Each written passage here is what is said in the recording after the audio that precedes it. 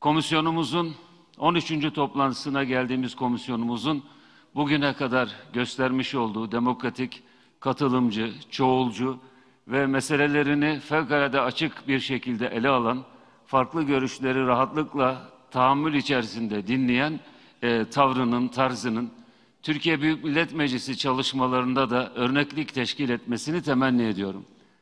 Artık sonuna doğru, dinleme faslının sonuna doğru geldiğimiz bu çalışmalarımızda bugün burada olduğu gibi gelerek görüşlerinizi komisyonumuzla, komisyon marifetiyle milletimizle paylaşan bütün değerli STK temsilcilerine, öğretim üyelerine, uzmanlara yürekten teşekkür ediyorum.